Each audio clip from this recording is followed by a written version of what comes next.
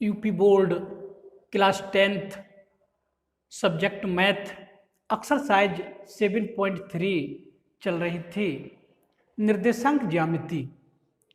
और इस एक्सरसाइज का ये लास्ट क्वेश्चन है, क्वेश्चन नंबर 5। क्वेश्चन नंबर 5 में कहा है, मैं क्वेश्चन एक बार पढ़ रहा हूं। क्वेश्चन नंबर 5 में ये कहा है, कक्षा 9th में आपने पढ़ा है अध्याय 9 उदाहरण 3 कि किसी त्रिभुज की एक माध्यिका उसे बराबर क्षेत्रफल वाले दो त्रिभुजों में विभाजित करती है। उस त्रिभुज ABC के लिए इस परिणाम का सत्यापन कीजिए, जिसके शीर्ष A 4, -6, B 3, -2 और C 5, 2 हैं। तो इन्होंने ये कह दिया इसमें, अगर कोई त्रिभुज है ABC,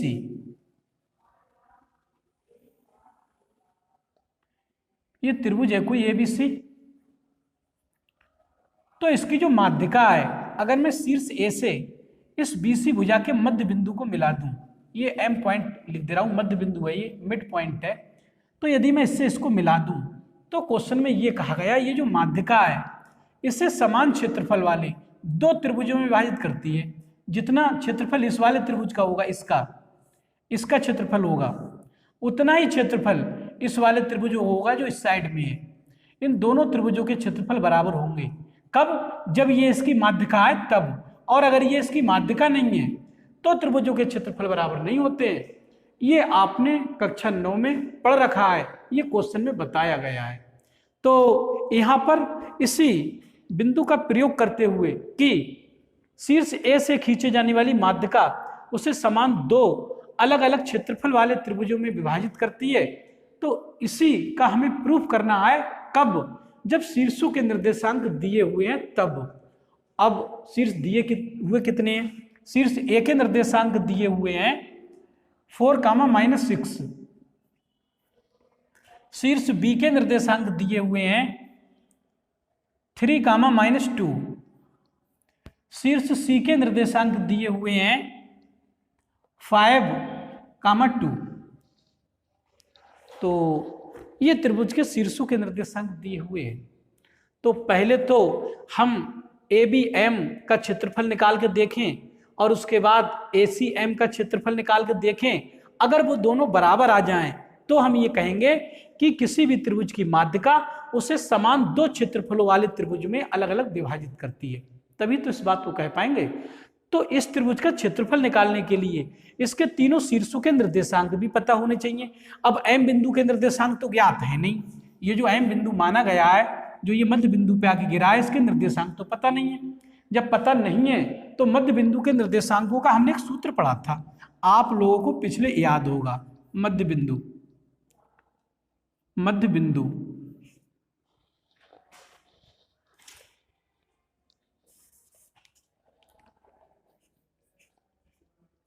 यहां पर मध्य बिंदु M लिया गया है।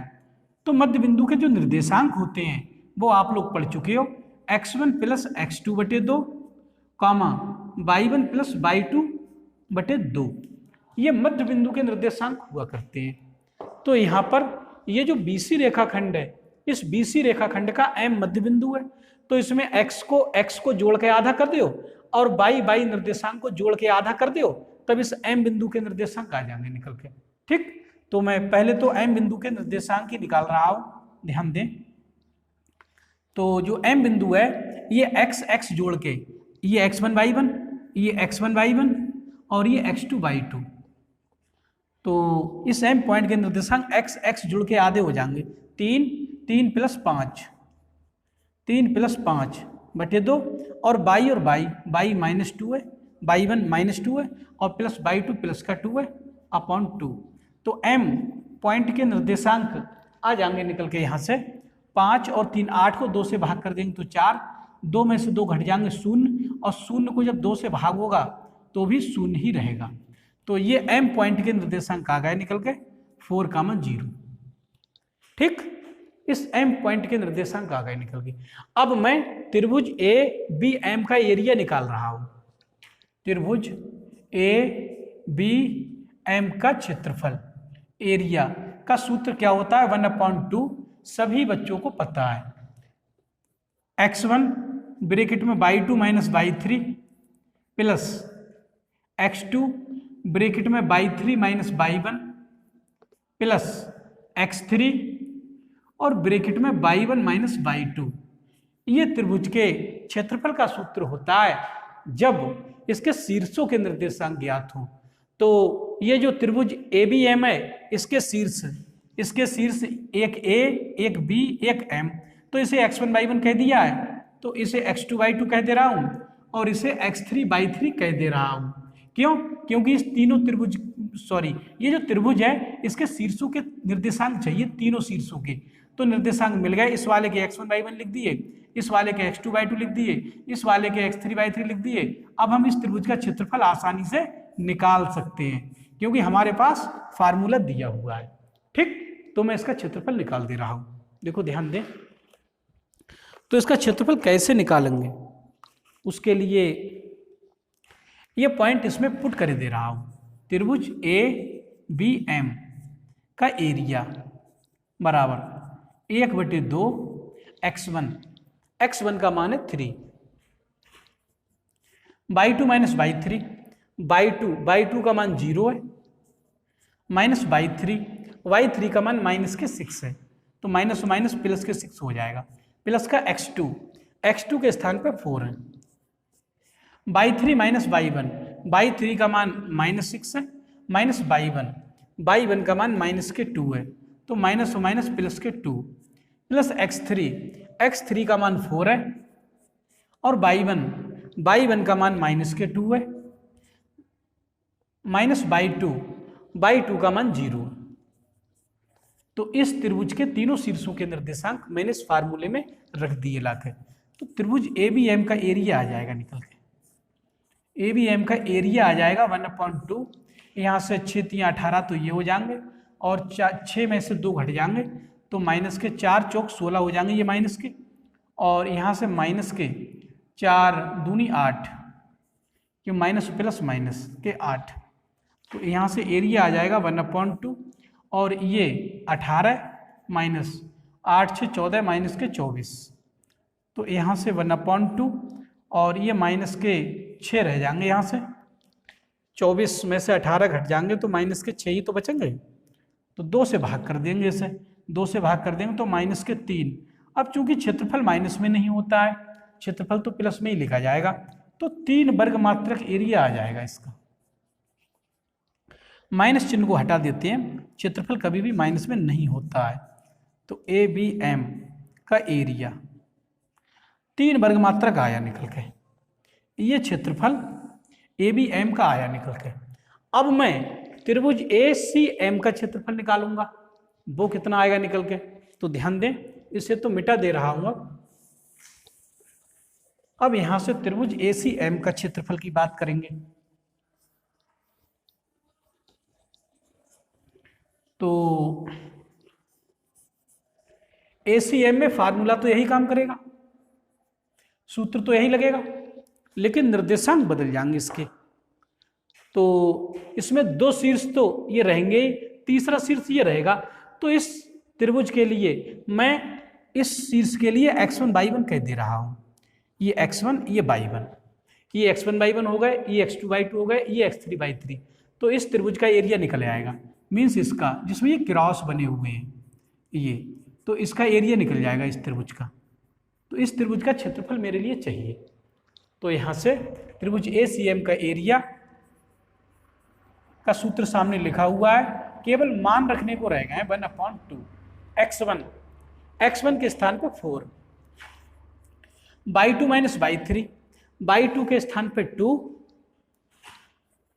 माइनस y3 के स्थान पे माइनस के 6, तो माइनस और माइनस प्लस के 6 हो जाएंगे, एक माइनस लगा हुआ है, एक माइनस और आएगा, 2 माइनस मिलकर प्लस बना लेंगे, प्लस x2 की अगर बात की जाए तो x2 का मान 5 है, y3 माइनस y1, y3 का मान तो माइनस के 6 है, माइनस y1 का मान यहाँ से 0 है, प्लस x3 का मान 4 है, और ब्रैकेट में y1 माइनस y1 का मान 0 है, माइनस y2 का मान 2 है, ब्रैकेट बंद और बड़ी ब्रैकेट बंद।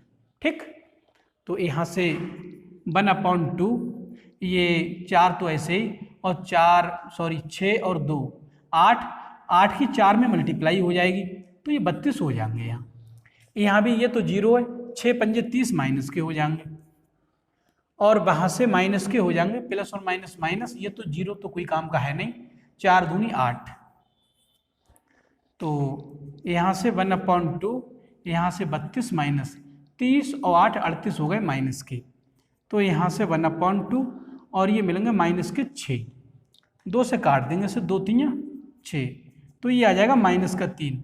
अब क्षेत्रफल माइनस में होता नहीं है, ये त्रिभुज ACM का एरिया आया निकल के, तो यहाँ से त्रिभुज ACM का एरिया, क्षेत्रफल माइनस में नहीं लेते हैं इसलिए माइनस चिन्ह को हटा देंगे, तो 3 वर्ग मात्रक आ जाएगा निकल के। तो इस प्रकार हमने क्या देखा, हमने ये देखा जो त्रिभुज ACM का क्षेत्रफल है, जो त्रिभुज ACM का क्षेत्रफल है वही क्षेत्रफल त्रिभुज ABM का है। ठीक, तो इसका मतलब ये है जब ये मध्य बिंदु है, जब AM इसकी माध्यिका है, तो ये माध्यिका इसे समान 2 क्षेत्रफल वाले त्रिभुजों में अलग अलग विभाजित कर रही है। ये इससे निष्कर्ष निकल के आया, यही क्वेश्चन में सिद्ध कराया था, क्योंकि क्वेश्चन में ये कहा था कि इस परिणाम का सत्यापन करो, तो ये परिणाम सत्यापित हुआ।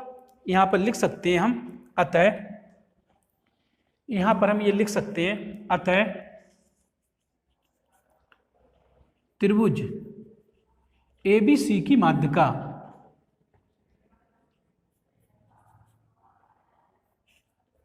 त्रिभुज ABC की माध्यिका AM उसे किसे, त्रिभुज ABC के लिए उसे समान क्षेत्रफल वाले 2 त्रिभुजों में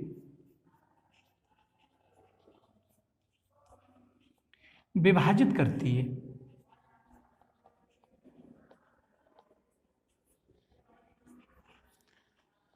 तो ये इसका सत्यापन हो गया। मैं समझता हूं ये क्वेश्चन अब आप लोगों को सही तरीके से समझ में आ जाना चाहिए, क्योंकि ऐसे क्वेश्चन आप लोगों ने बहुत करे हैं। तो इस वीडियो में इतना ही। वीडियो को लाइक कर दें, चैनल को सब्सक्राइब कर लें, और मेरे द्वारा पढ़ाई जाने वाली इस वीडियो को यार दोस्तों में भी शेयर कर दिया करो, जिससे गरीब, कमज़ोर और निम्न वर्ग के बच्चे भी इस वीडियो से लाभान्वित हों और आप सब एक अच्छे गणित छात्र के रूप में जाने जा सकें। इस वीडियो में इतना ही। धन्यवाद।